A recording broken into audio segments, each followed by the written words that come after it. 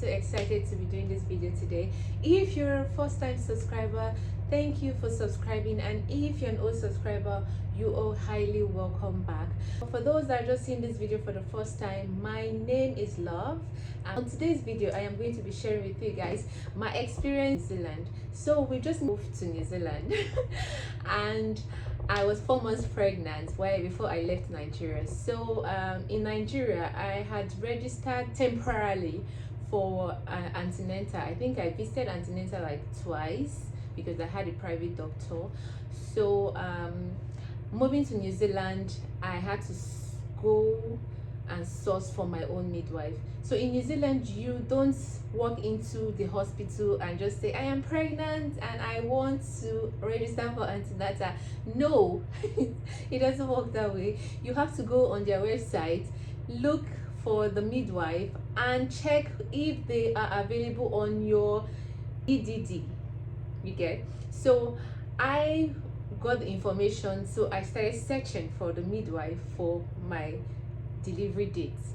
So basically all the midwives that I have searched for, all were occupied. Like no one for August. Why? Is it like it's a special month or something?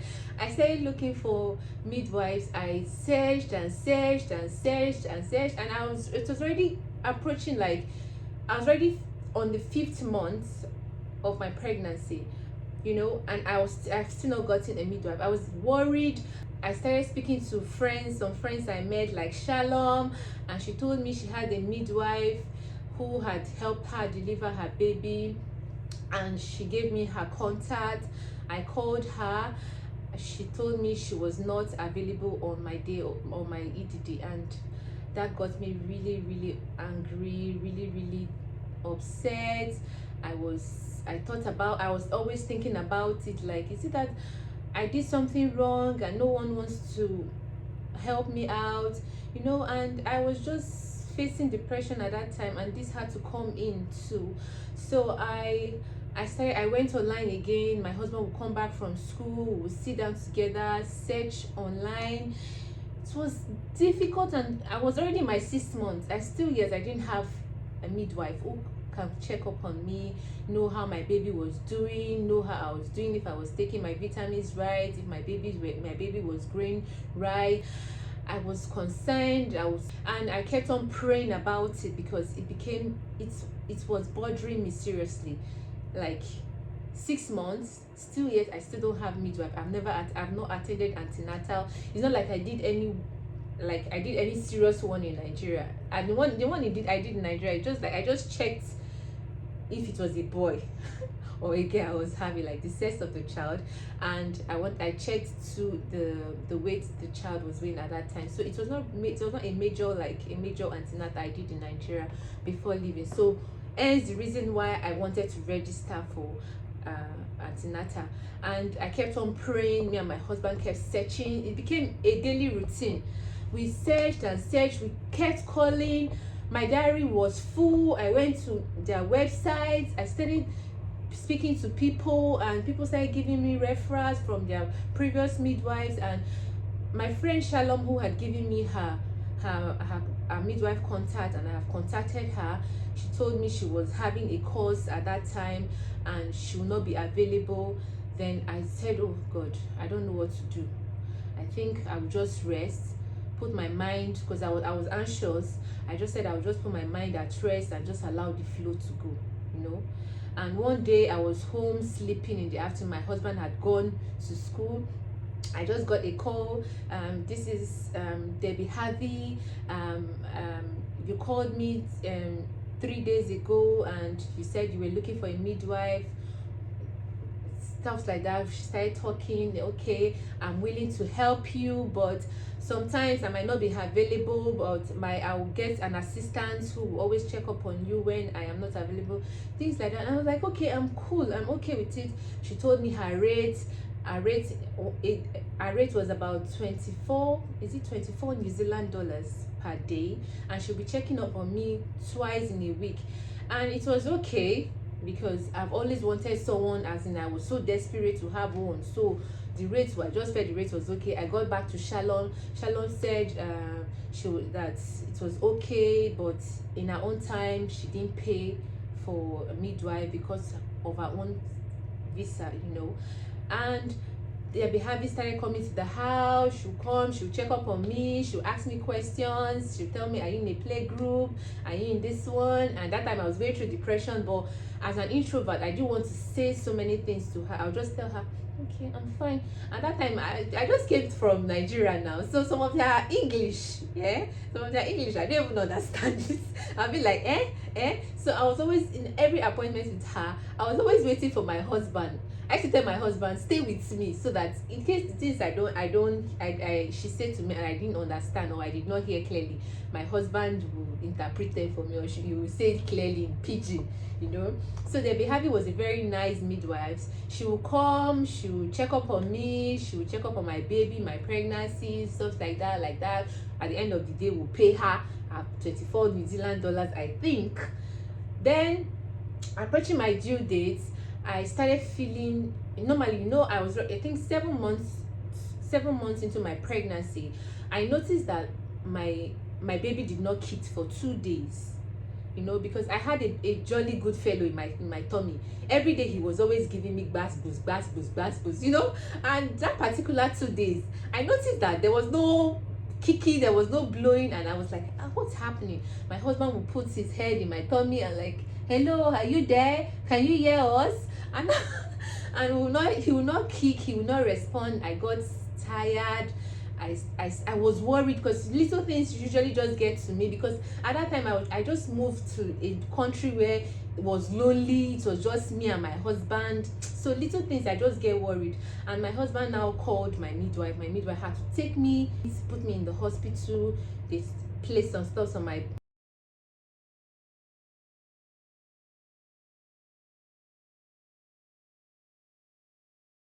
tummy, checked me, and they found out that yes, the baby's heartbeat was there, but it was a bit low, and I'm fine. My BP is okay, everything was okay. That was a relief. And the behavior told me so many things that I needed to do as a first-time mom, but because at that time I was depressed, I was just being on myself, and I'll just stay there. I wasn't just taking care of myself. But then she'll tell me, you have to do this, you have to go up and doing, you have to work. My mom would call me, pregnancy woman, not they sit down for one place. You have to walk here and there, you have to walk here and there. And in my house, it was a staircase, so I started walking up and down just to keep fit, just to make sure that I'm okay, I'm healthy, my baby is fine. I was eating a lot of eggs. It was a new environment. We couldn't find African food at that time. So basically what we came with from Nigeria, we're just making do with it. We cook some things that doesn't make sense, but the most important is that we want to eat food, and it's Nigerian food. And me, I'm not used to eating rishi like tape and sound like food. So me, I just want to eat just egusi, rice.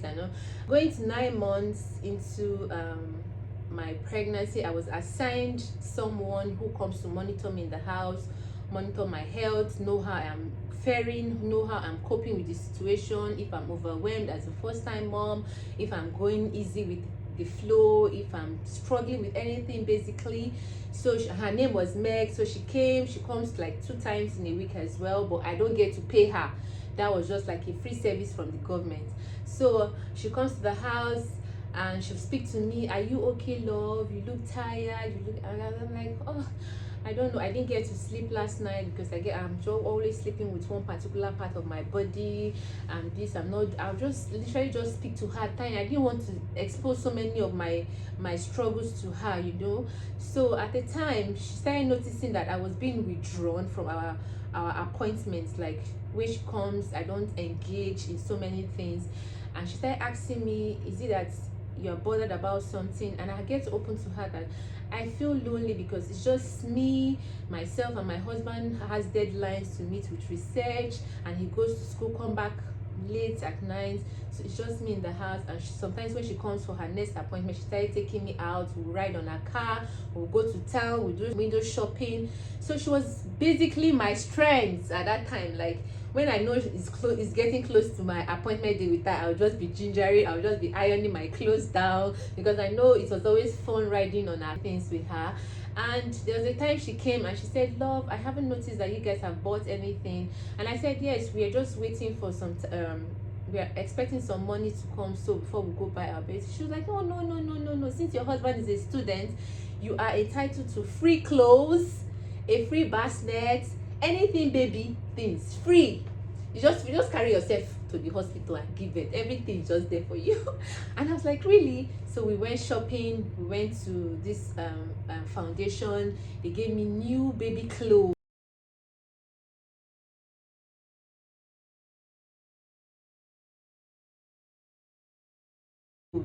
Some were already being worn by other children, but if you see them, you know that they are new, but they are already used, you know. But I was like, me, where we come from. So literally, so I just like, she got me so many things. She got me bassinet, she got me baby bath, she got me so many things. And I was excited that I just told myself, let me save the money for some other things, you know. And when I was approaching my due date, I just, okay, it's wise I just get a little thing with my money for my baby.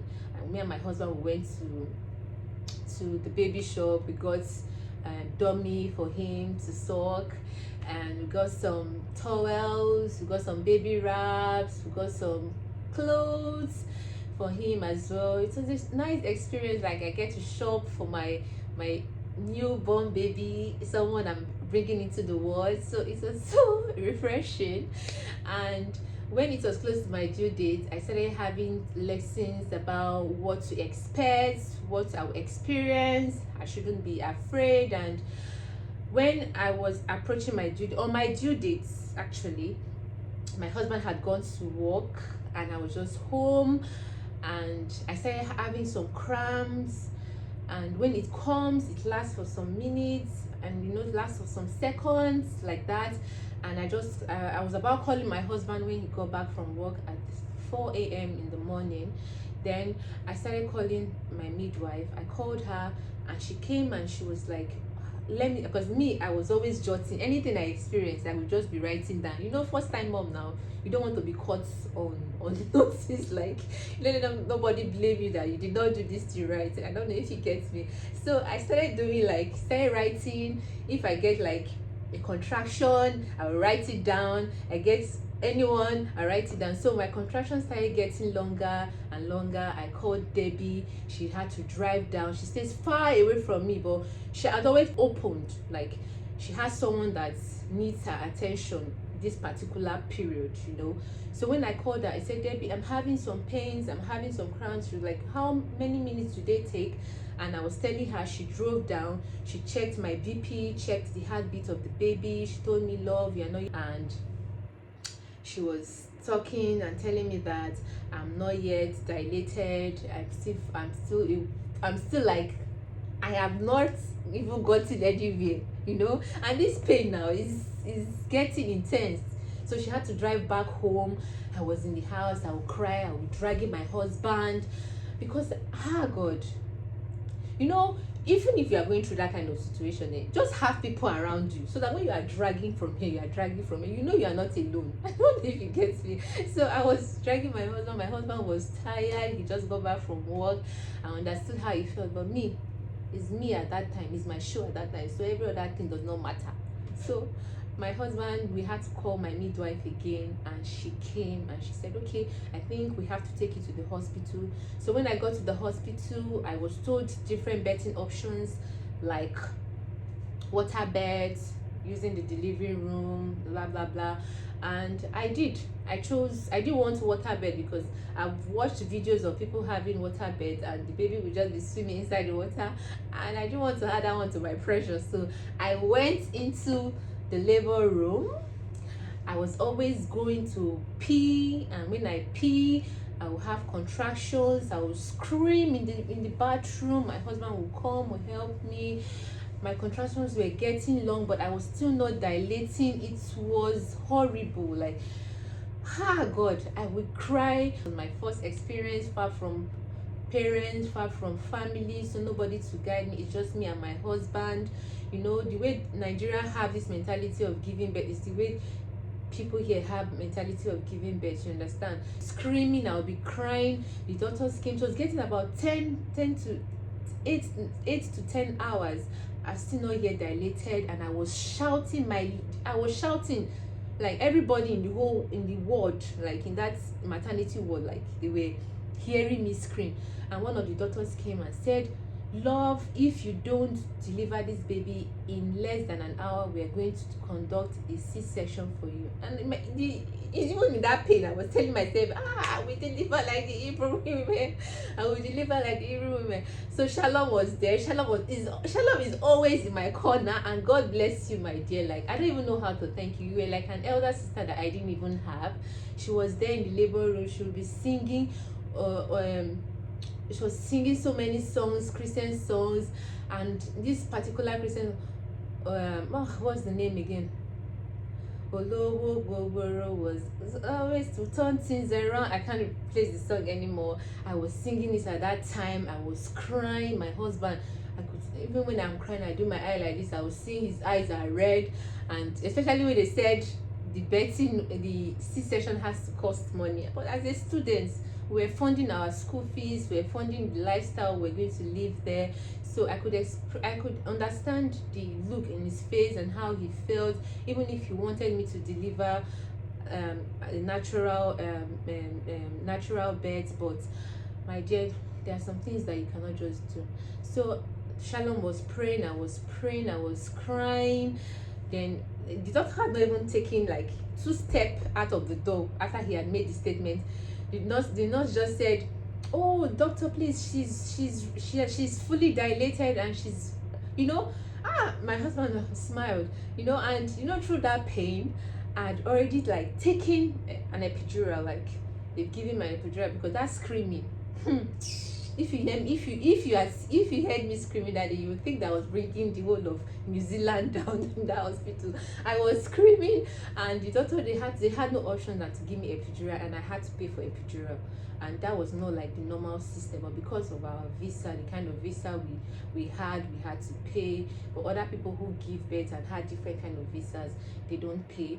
So I had to pay. I think I paid about 1,000 New Zealand dollars. I paid about 1,000 New Zealand dollars, if I'm correct. And I started going through the birthing process. They started helping me. I know they'll say push. When I push, it's pull that will come out, you know. And a part of me was ashamed, but I thought myself, I said, this condition that I am now, there's no shame. Like, when they said push, I kept on pushing. My baby was so big, and he was coming out. I'll be asking my husband, "Is the head there? Is the head? How is the head? Is he coming out now?" My husband will say, "Yes, you are doing great." My husband will give me thumbs up, like, "You are doing great." In my mind, I'll be ginger. Even when they tell me not to push, I want to push, because I was anxious to see the little child. I was anxious to see the little angel that God has given me, and that was how I pulled and pushed my baby out. My baby came out, was weighing 4.5.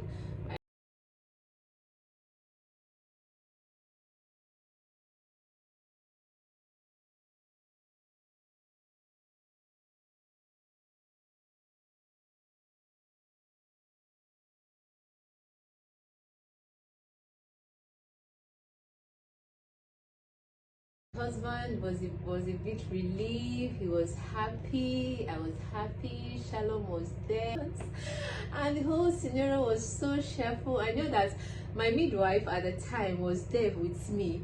She started the birthing process with me. I know when I was contracting, I was scratched, you know. She was telling me, "Love, your husband is there, you can hold him." I know when she was leaving, her hands were red, because I had held her while I was contracting, and she had to tell me her shift was over in between my birthing process. You can imagine, her shift was over. She had to leave. I was so happy. It was the best day of my life. wonderful experience of my life. That was how my motherhood experience started, and I was now thinking, hey, who will help me bathe this child now? Who will help me bathe this child now? And I remember that I told Miss Veronica that I told her my EDD, and she was prepared. So when I gave birth, I just called her, informed her. I know sometimes Shalom will come to the house, she will help me bathe the baby, she will stay. Sometimes it got a point, me and my husband start morning, my husband bath evening. That sometimes my mom will call me. It's no, the time difference was a challenge for us at this particular time that I had given birth. You know, when it's night in Nigeria, it's morning the next day in New Zealand. When I'm bathing my baby, there's no light in Nigeria, so she cannot even see some of the things that I am doing. Like, you are seeing the person, what the person is actually doing. So it's what your imagination is even telling you, that you just be thinking that yes, the person is actually doing. I was trying my best to do what I can do as a mom. After bathing my baby, I'll put him on my back to sleep. I hope you enjoyed this video. Please, if you know this is something that you like to see, you like to watch, you enjoyed every part of this video, you learned one or two things, please don't forget to subscribe, hit the notification button so you'll be the first person to see my video when I post them. Thank you guys for watching, and thank you for staying tuned to my channel. God bless you. Bye.